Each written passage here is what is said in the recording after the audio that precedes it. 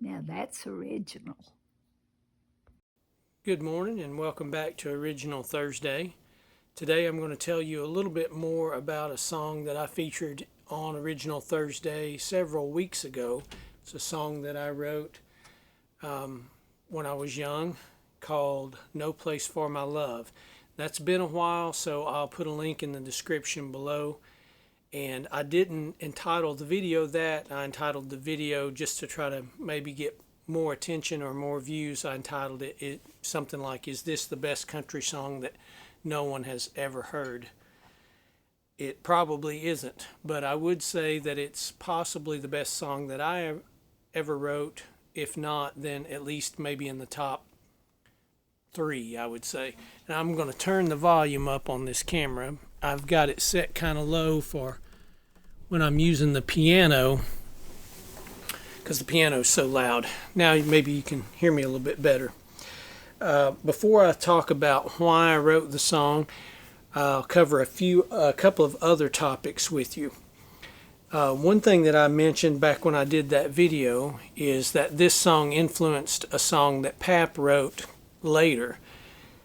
I wrote this song sometime around the year 2000, and maybe a year or two later, Pap wrote a really good song called It's All Up to You.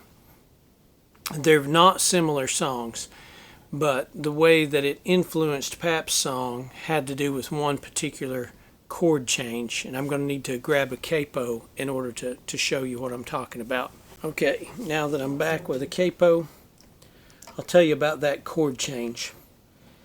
Anytime that you're writing a song, or at least anytime that I was writing a song or that Pap was writing a song, we tried to avoid having our songs sound like any other song, and that's really one of the main challenges, because there's so many other great songs out there, and you only have 12 notes and so many chords to work with, and how do you stay away from those sounds? You can't completely, but you do the best that you can. So when I was writing that song, No Place for My Love, I actually played it in the A position, I think probably in B or B flat, so with a capo on. And if you're trying to do that, if you're trying to be different, then when it comes time to change chords, it's almost like if you were driving down the road, you might say, well, I usually turn right here, or most people turn right here. Well, then, probably 40% of the people turn left here. And then the other percent maybe goes straight. What if I went this way? What if you basically, the analogy doesn't work all that well, but you're basically trying to bob when you normally weave, or zig when you normally zag, or whatever. You're trying to do something different, but it still needs to sound good. And so when I wrote that song, I had finished the verse. There's no place for my love but in a song. I can't hold you like I wanna do. Wanting you seems so hopeless, it may even be wrong, but I can't help it, it's what I'm bound to do. So that's the first verse, and chord-wise, melody-wise, it's not all that unique. It's just using A position, D position, and E position there. So when I kind of came to that point of starting the chorus, I tried to think, what could I do that I've never done before? And so what I came up with was, instead of going to D major, I went to D minor. No place for my love. And then just the natural place to go from there seemed to be G position. No place for my love but in a song. And then just repeat, sort of, where honest words let my soul release. Your outward beauty and inward beauty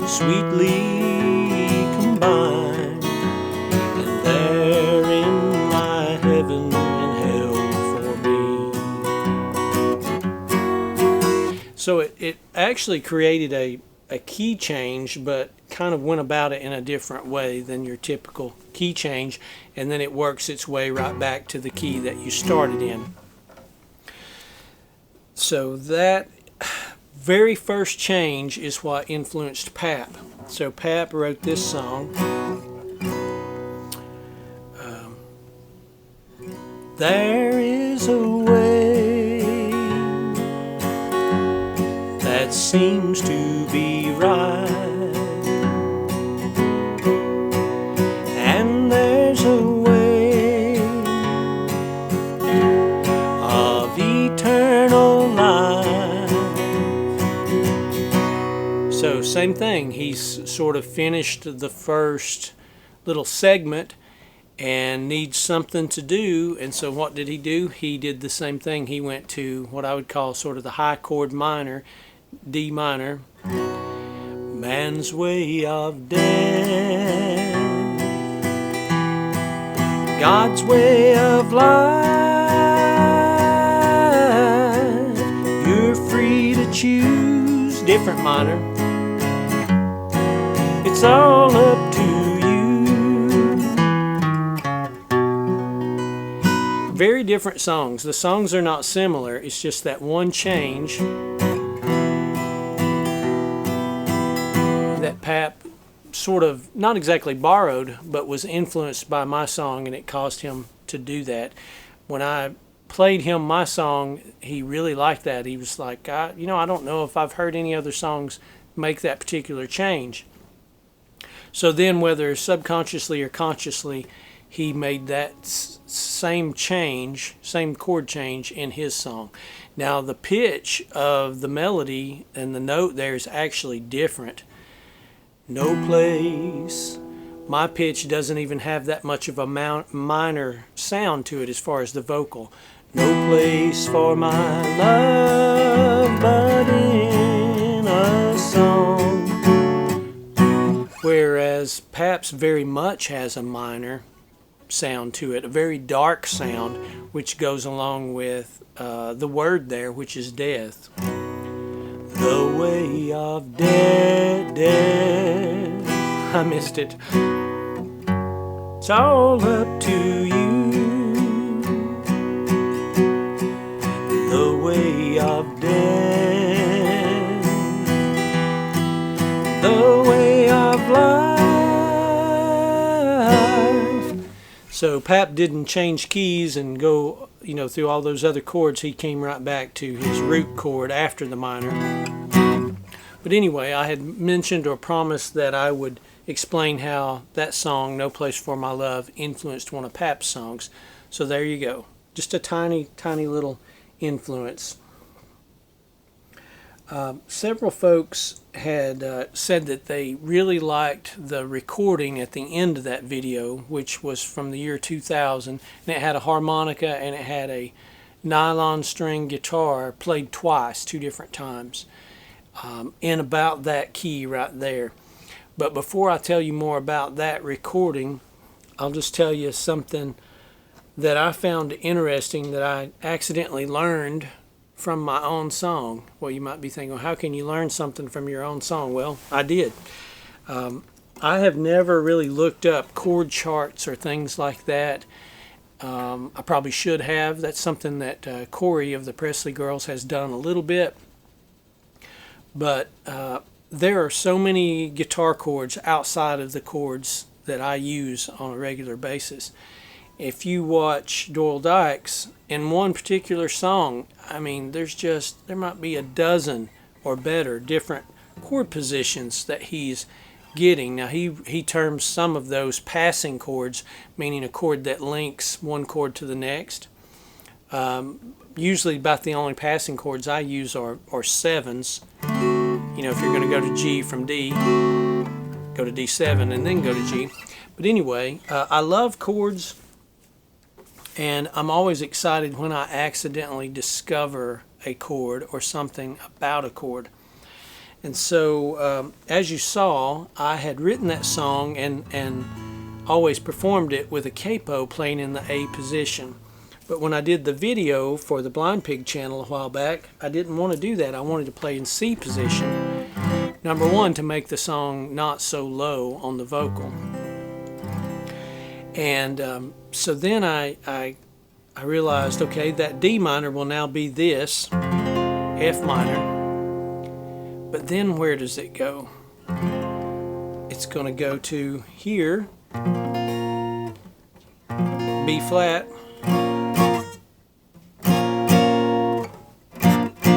not a minor, just a major. And then where is it going to go from there? And I normally know those kinds of things when you transpose, you change a key. I normally know them automatically. But that one stumped me for a while. And I finally did realize that whereas in my other position it would be a C position, it would still be a C position, but now it's going to be, because I'm in the key of C, that C position is going to be E flat. Well, it's not that I've never used E flat before, but usually I'm using E flat with a capo. Well, if I'm playing in this C, I can't really put a capo on there, so how am I going to get it? So here's what I accidentally discovered. I should have known this years ago, but I discovered that you can hit the G string open in E flat. Normally I would have thought you would have to get a 7 so you could push down that G and not have it open. Going back to all those chords that Doyle uses, in some situations it's not just about what strings he plays and what strings he pushes down. It's sometimes about what strings he doesn't play. And he's so precise with that. So certain positions he is deliberately not hitting some of the strings. So that's what I'd always thought, is that if you were going to get an E flat with a C position there, you either have to not hit that G string or you have to put your finger on it and turn it into a 7. Well, that 7 would sound terrible, right? It would not. It would work in a lot of songs, but it would not work in this song. To say, no place for my love but in a song, you know, not good. So I accidentally discovered that I could hit that G string open, and I could just get the bottom string with my pinky. And then when I need to hit the top string, since I don't have any more fingers, I could just alternate with this ring finger.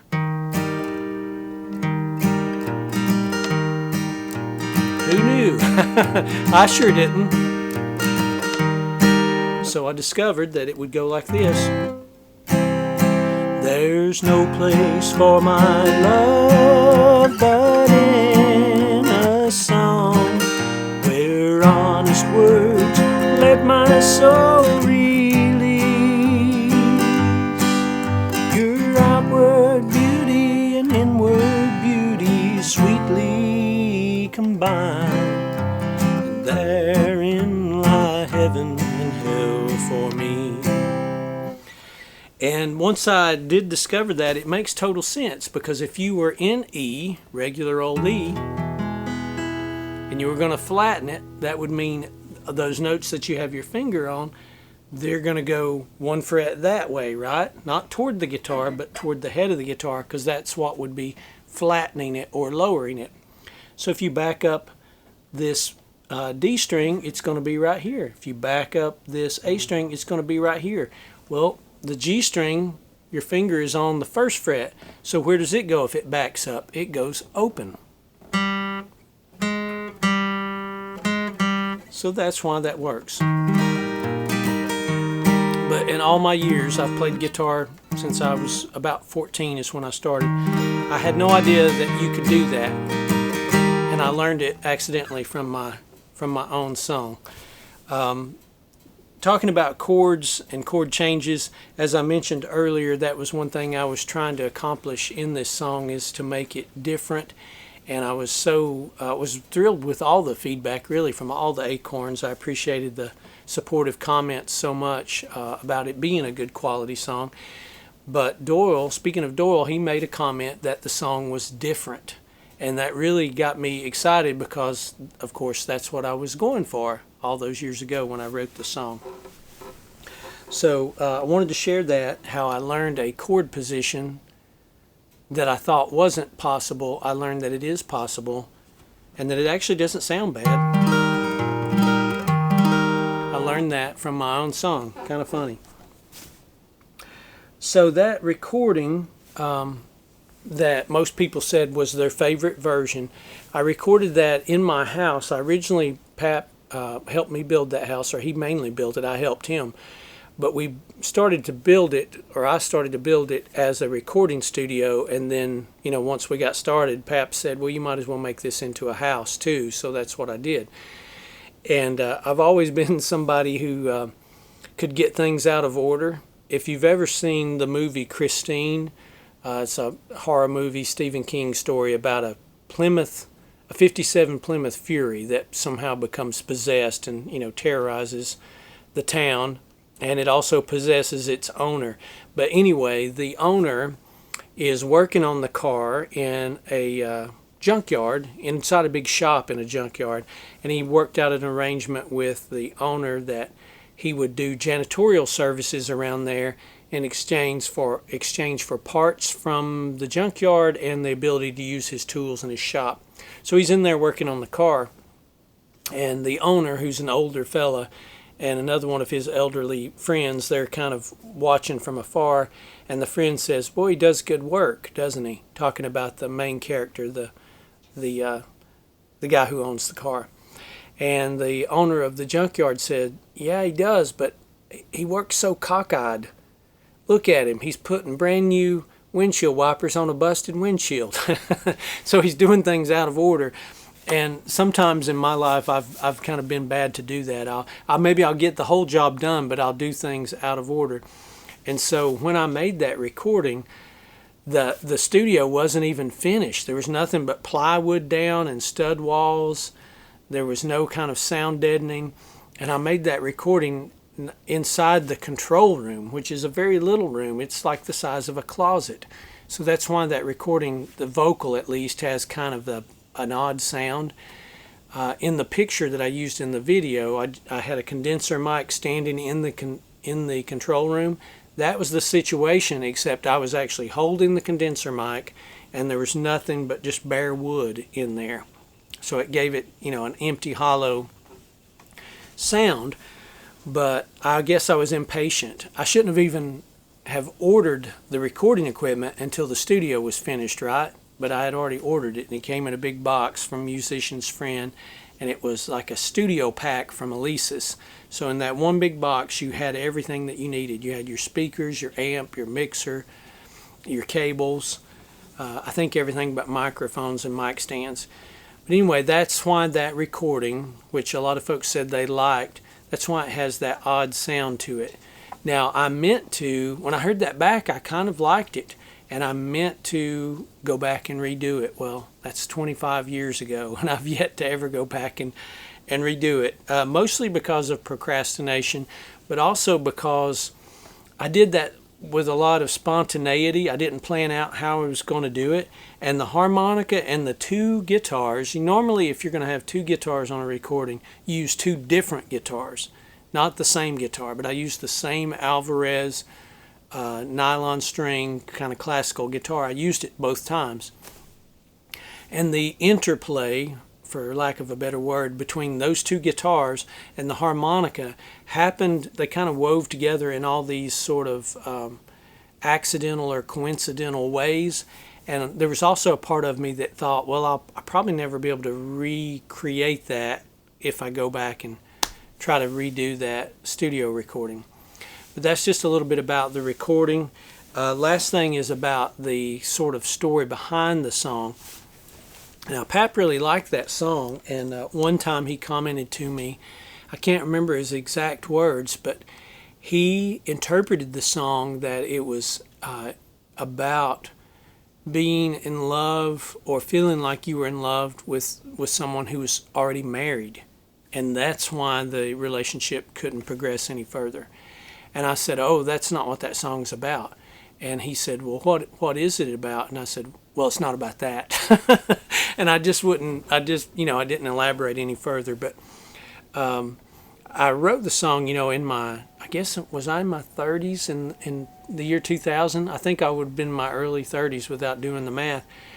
I wrote the song looking back about a situation that happened when I was about 20 or 21. And at that time, there was a very attractive young lady who was interested in me, but she was only 17 years old. And I really did not want to pursue that relationship at all, even though I found her very attractive. She had a great sense of humor. We had a lot of things in common. And I know that's only like 3 years difference, but I was going to college to become a teacher, and I just wanted there to never be any kind of question about anything like that. And so the relationship we never did anything. We never went out. We never anything.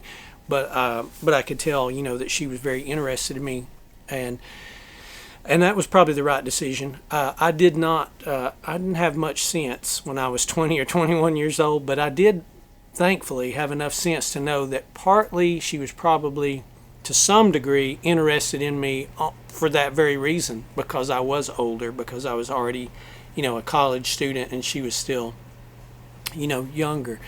So, most of the people that I know, married couples, on average, the husband usually is about 5 years older.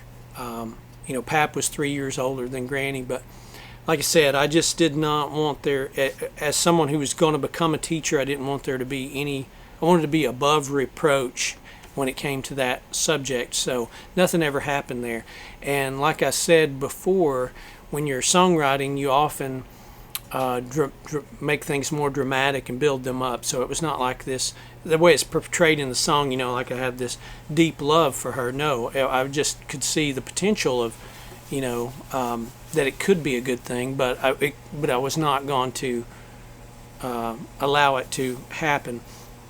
So when I started thinking back about that there in my early 30s, just kind of crossed my mind. I thought, well, most of the time when you're writing a love song, it's one side or the other. There's not complete reciprocity.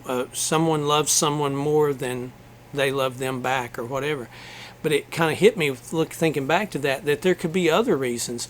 Both of those boxes could be checked. There could be mutual affection or mutual love or mutual attraction, all those things. But there could be some other reason outside of that could prevent that from happening.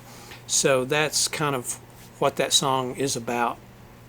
And it might be better not to tell you what the song was really originally based on and just leave it open. But on the other hand, I got to thinking, well, if Pap concluded it was about thinking that you're in love with someone who's already married, I don't want that to be the message either. Because that's not something I've ever experienced, and would not allow myself to, have those kinds of thoughts about someone who's already married. But that may be a lot more than you ever wanted to know about that song. If you missed that video, again, the link where you can hear the entire song, I only sang, a few lines today.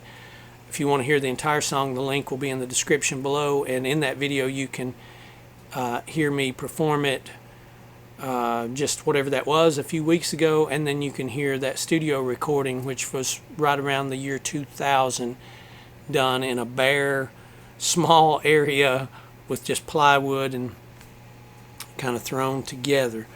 But thank you for watching. Hope you found some of this interesting. E flat with no capo.